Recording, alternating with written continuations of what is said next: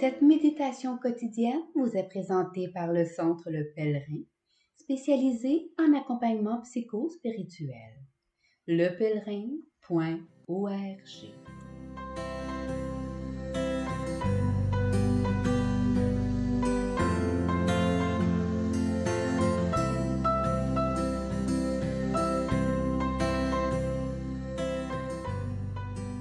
Évangile du mercredi 26 avril.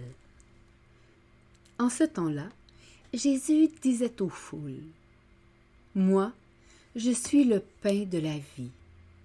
Celui qui vient à moi n'aura jamais faim. Celui qui croit en moi n'aura jamais soif. Mais je vous l'ai déjà dit. Vous avez vu, et pourtant vous ne croyez pas.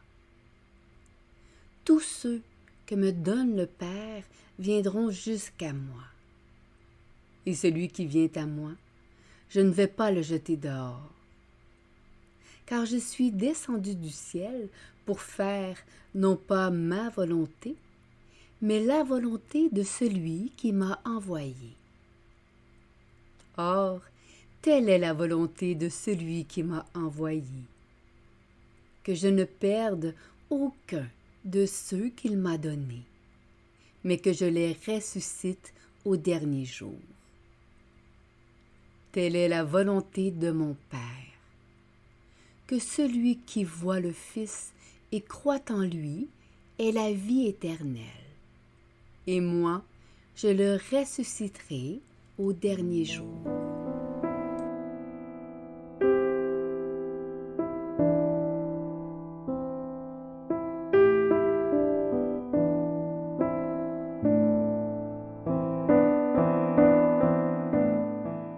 Méditation. N'avoir plus jamais faim, n'avoir plus jamais soif.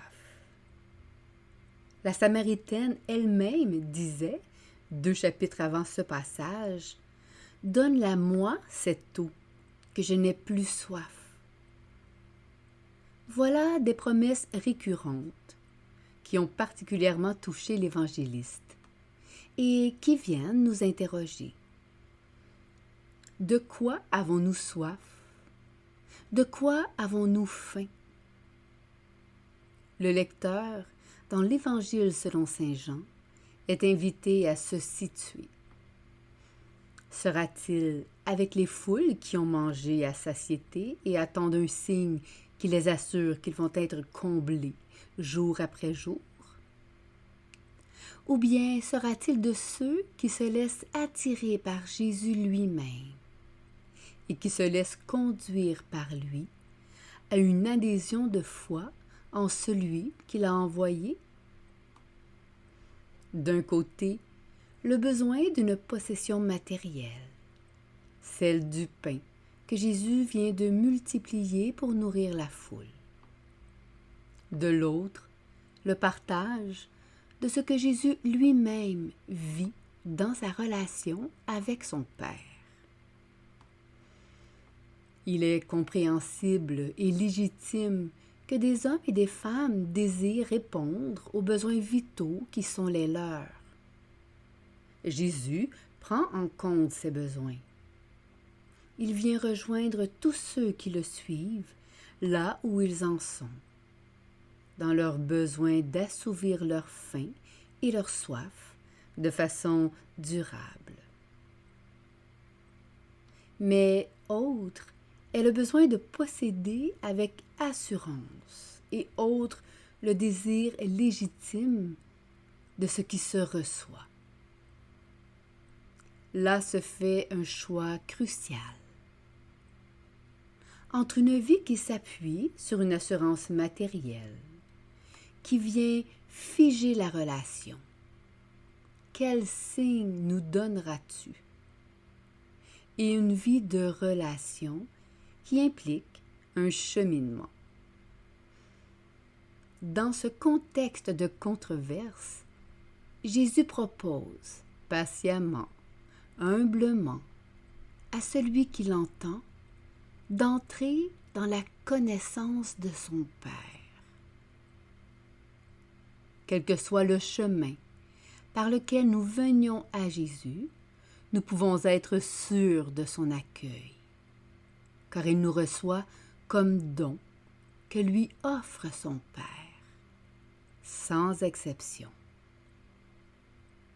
Ce qu'il souhaite nous partager, c'est de nous conduire à la source même de son être. Sa joie à lui, Jésus, celle dans laquelle il souhaite nous faire entrer, consiste à être en relation avec le Père, faire sa volonté. Cette volonté, quelle est-elle?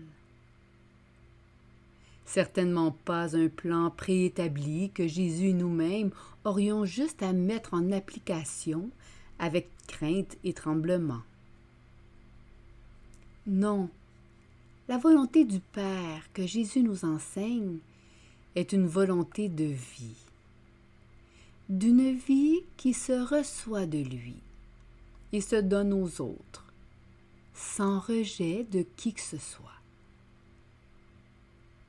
Une vie qui est jaillissante en vie éternelle et se découvre jour après jour dans cette communion à laquelle nous sommes invités.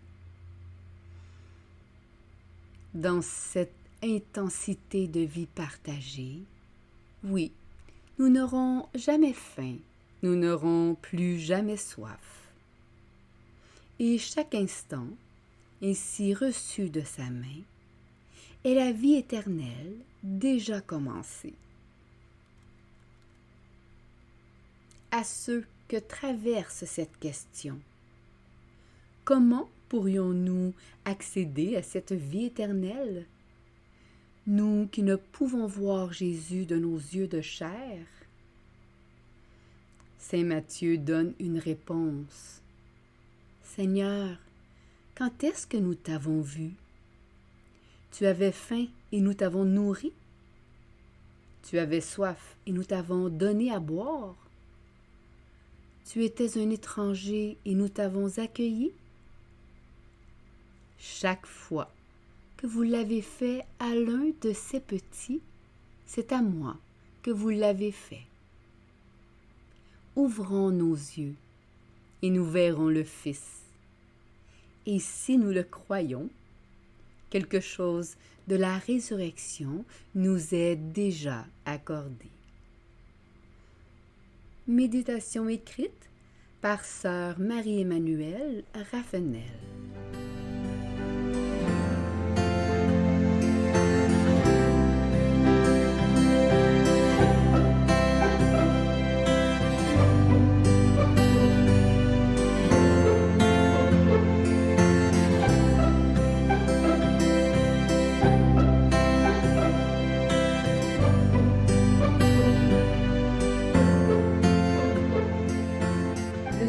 Le Pèlerin est fier d'offrir depuis plus de 20 ans un service d'accompagnement ainsi qu'un certificat universitaire en accompagnement spirituel.